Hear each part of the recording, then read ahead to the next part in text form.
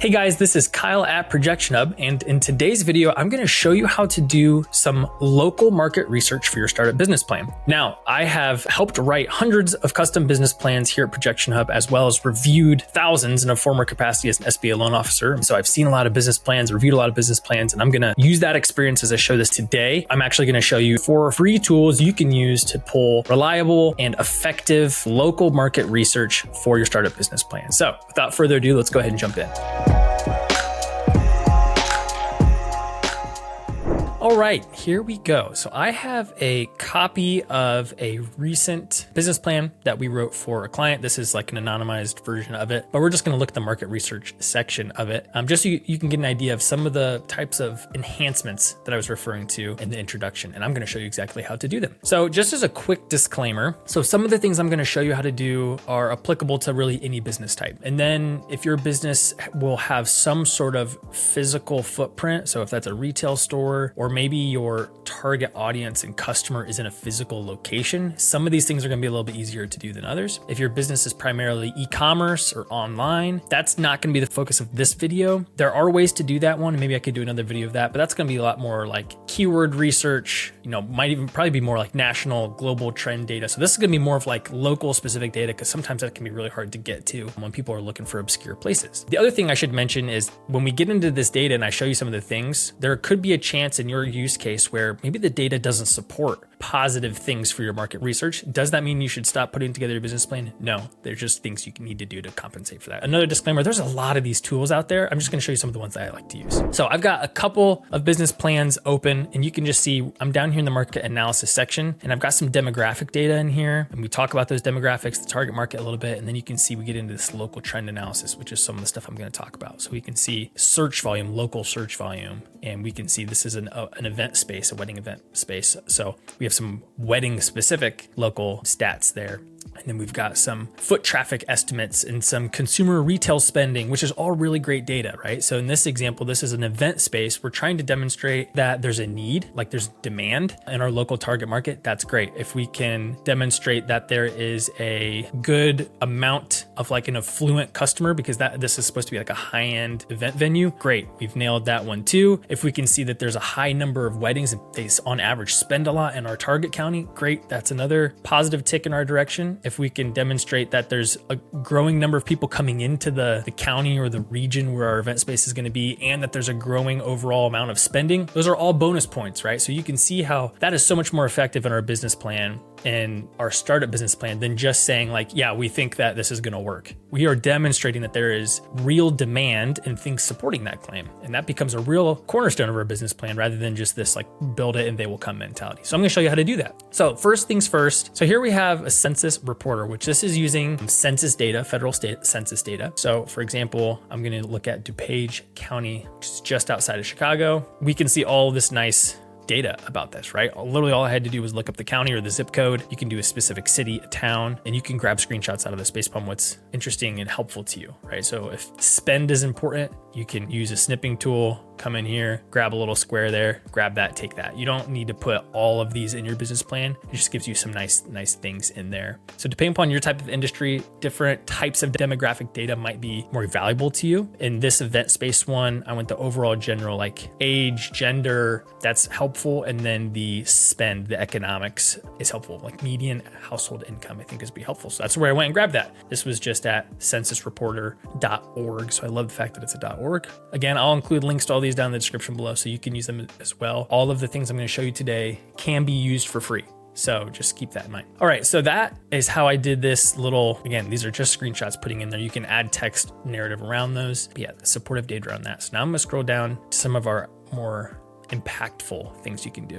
So these charts right here in this table came from Google Keyword Planner. Again, another free tool. You can go make a free Google Ads account. I don't think you have to technically have an ad run to even be able to use this tool. You can make an account for free. Then you can come over to tools, go up to Keyword Planner. And if you've seen any of our videos before, you've probably heard me talk about this a number of times. This is one of my favorite things to use for a number of purposes, but this section of a business plan is a big one. But I like to go to discover new keywords. And then, I'm gonna first set my location to DuPage County, right? So you can go down to city level, take out United States. So what this tool is gonna let us do, is it's going to let us see how often are people searching for specific phrases that are flowing through Google. Primarily will be Google search, and we can see how many people are searching for certain phrases every single month in a target location. So you can really drill down and get down to even towns of, a couple thousand people. You can do national, you can do cities, you can do counties. Given this is an event space, that's got a pretty wide reach of people that might be coming in and using it. So I think a county is reasonable. And then you're going to go in, you can do up to 10 search phrases, right? So you could do like wedding venue,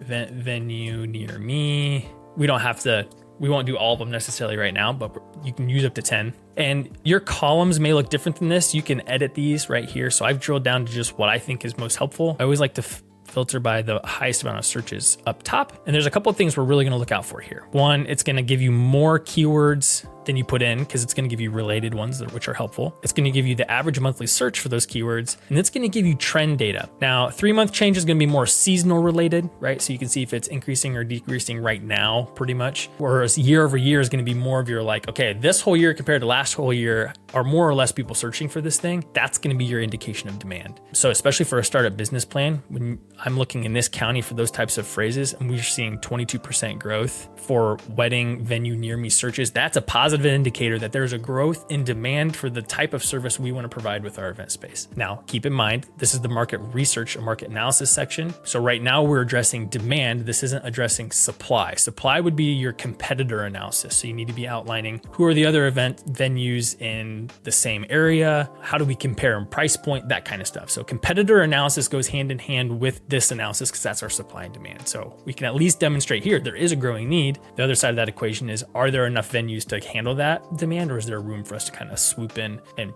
pick up some of that? So you can shrink this screen down, grab screenshots of the chart of some of the keywords that are relevant, boom, drop those into your business plan. It looks really, really great. And that is very powerful data. So that's free tool number 2. And we're going to come down to the zip code visitation. Now, this is a very, very powerful tool. Again, this is going to be important if you have a physical location or region where your target market's going to be, where foot traffic might be important. So I'm on placer.ai, and this is a tool that essentially, it's not our tool. We just have used it a lot. It uses cell phone data to essentially track at a high level, not like tracking what you're doing on a daily basis, but it tracks on a high level the general places cell phones travel. So they can start to track how many people have gone in and out of specific locations, not with your name tied to it, but just general movement of cell phone carriers. And so it can provide some really interesting foot traffic data. So we're going to go back to that same county. Placer has some free insights. They have a really, really deep dive, not free insights, but you don't necessarily need to do that. But I like to come in here, search by county, and then where we're going to get some interesting insights, what I like to do is I go down to this little table and I go to regional change. And this is going to give us that nice color-coded